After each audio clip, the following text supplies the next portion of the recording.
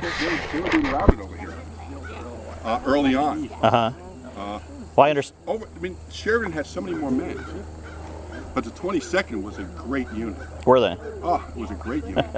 It was a great unit. Well, I understand there was about a dozen captured out of the 22nd that day, and did I hear 2,500 Confederates captured? Yeah, it was quite a few. Wow. Well, this building was used for prisoners in each of the engagements. So when we have Confederate occupations, we've got federal prisoners, or the vice versa. Whoever owned Winchester after the battle brought their prisoners here. Okay. And so by the time 1864 rolls around, probably these walls were pretty full of graffiti. There's only a tiny fraction of it that we've been able to interpret, although we have graffiti here from 1862 and 1863, probably about 30 or 40 names that we've been able to interpret. The only one from 3rd Winchester is this guy, although at 3rd Winchester would have been the time when the most prisoners were here. So how many prisoners were here after 3rd Winchester?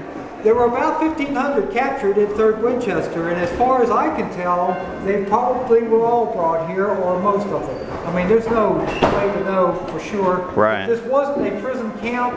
This was just a holding. In the early part of the war, prisoners would have been brought here to be exchanged or paroled. Later, they were brought here to be taken to the prison camp. Here no more than 2 weeks.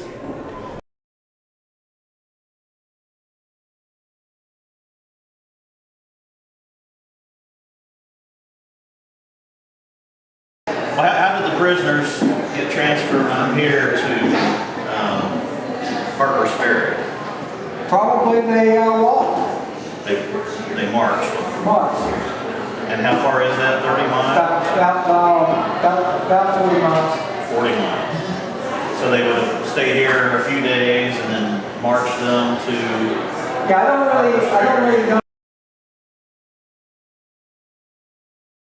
But if you look on the brochure, the ruins are right here. It's a 4-story structure, and they would hold the Confederates there, processing things like that, and then eventually you would take the railroad, Baltimore and Ohio, which crossed here at the time, and that would take them further east to places like Point Lookout, where they were held long term.